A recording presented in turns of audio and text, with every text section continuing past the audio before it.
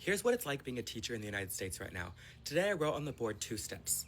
I said step 1 is your weekly math review. Step 2 is ALEX, a math program that is self-paced that they do based on their level. I told them those are the only things you can do and you must do them in that order. Do not ask me to be on anything else. And then I did a check for understanding. I said, what do you do first? All the students repeated, math weekly review. And I said, what do you do when you're done with the math weekly review? And every student said, ALEX. And I said, can you ask me if you can do anything else? And all the students said, no. And I said, okay, are there any questions about this activity that the whole class needs to hear before you start working? Student raises his hand, completely serious, by the way, and goes, but can I go on Prodigy? Bro, Prodigy, that used to be like the GOAT game, I'm not gonna lie. But just talking about what he's talking about, where like he's trying to be super clear and concise as a teacher and trying to make sure everybody's on the same page, and then he does that, and then he gets reassurance that what he said is understood, and then as soon as it's like go time, then the kid raises his hand and asks a question that the teacher already answered in the first place already, basically by saying, don't ask me to do anything else, just only do what I told you to do. Everyone knows what you're supposed to do. So, but the kid's still asking if they could do Prodigy. And, Prodigy's fun and all, but like, you gotta listen to what your teacher be saying, you know what I mean?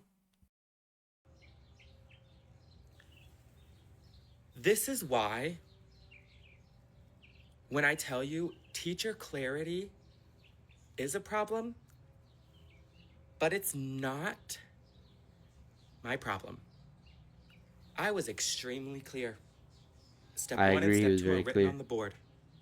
I directed students' attention to them. I verbally gave the instructions. I did a check for understanding to make sure all the kids understood the instructions. I even told them not to ask me if they could be on anything else. Yet still, that was the first question I got. I clarified. I also mentioned, I've already said that, so we need to be using our active listening brains, ears, and eyes. But then still, once they started working, a student raises his hand. I go over there and he goes, what are we doing? So, one thing, I'm going to connect this to another point. One thing that I cannot stand is when an administrator says, let's work on teacher clarity, and maybe that'll solve some of our behavior issues. That's not. Okay, wait. Why is the administrator saying that though? That's such like an out of touch thing to where why do you think your staff that you hired is incapable or completely at fault for children not behaving in the classroom or performing well, you know what I mean? I think or I feel like a lot of children's performance, especially at a younger age, it's very dependent on their household, not necessarily the teacher. And obviously, there's bad teachers, there's good teachers. You know what I mean? So that's not taking the blame fully off of them, of course. But like, I feel like as an administrator, you need to take the side of your staff. You know what I mean? That's just how I would see it if I was a teacher. You know what I mean? What's happening in my classroom.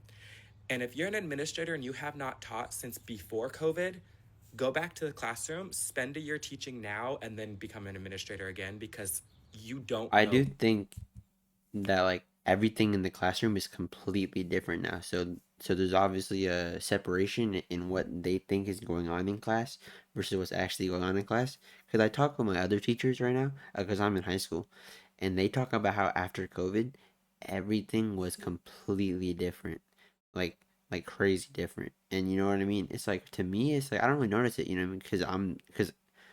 Because I'm a student. You know what I mean? I'm not looking at the students like that, but all the teachers see the difference. So I do agree that I guess, or I do agree that like how all the administrators got to do a year or something just so they can get a grasp of really how school is now compared to how it was before. You know what I mean? What it's like. You don't. These kids are not the same as they were before COVID. They're not. And I'm not blaming the kids. I'm just, honestly, I think the whole thing needs to be redone. the whole education system. All right, that's the first video. Let me get open the second These video kids for can you guys. Boom. Okay, we are ready. Let's go. these kids can barely read. They can barely fucking read, and y'all arguing so they can say.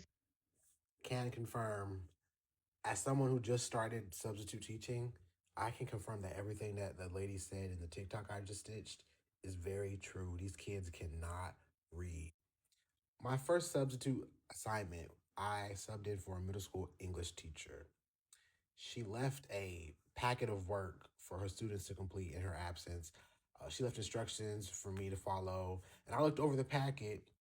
I'm thinking, oh, this is pretty standard stuff. It was like grammar practice with commas. And then they had to do like a crossword puzzle with some vocab words, use the vocab words in a sentence. I'm like, okay, this is basically your standard middle school busy work. I'm like, they'll knock this out. And then um, I figured they would be chill. Boy, was I wrong. Like the first thing that really shocked me was the fact that I had to tell so many students to write their name on their paper. Like, and then when they did, they would only write their first name. No last name, no date, no period they were in, none of that. Bro, so since he's a sub, you know what I mean? I feel like subs automatically, kids don't really listen, or like when there's a sub, then you go into the class with the mindset that you don't want to do anything. You know what I mean? Even more than like regularly. So that's part of the reason why, probably, why they wouldn't get it done. You know what I mean? But I just want to say, not writing your name down and like not putting your or like even if you do write your last name or even if you do write your first name, and you're not writing the date, period, last name, or at least last name, bro, because I'm a TA, right, for one of my classes, and like then I have to put the papers away and stuff. Bro, when they don't have a last name, that's the most irritating thing ever. Like, like it's so hard to find out, like where and who goes, especially if there's no like period on it too. That's crazy stuff. And like, yeah, bro, I can't imagine being a teacher and you gotta like look through all that. Oh my God, you're just making their life difficult for no reason. I'm like, why do I have to tell y'all to write your full name? And then the penmanship, my God. I was like, I'm thinking to myself, y'all are what, seventh grade? Why are y'all writing like some of them wrote like a second or I can't first lie, bro. My grader. Like handwriting is in terms horrible of the too. penmanship, the quality, I'm like, looks like chicken scratch. And so that the writing, because reading and writing are, let's be clear, the two go together. So that should have been my first clue, honestly. But that is what kind of shocked me first. Then when it came to time for them to actually do the packets, the kids did not want to read the instructions. They would literally take the packet and be like, raise their hand, I don't know what to do. I'm like, what do you mean you don't know what to do? The first thing I asked them, did you read the instructions? They were like, oh, no. And I was like, read the instructions and then see if you still have questions. And then come to find out, a lot of these kids, like, they're not comfortable reading.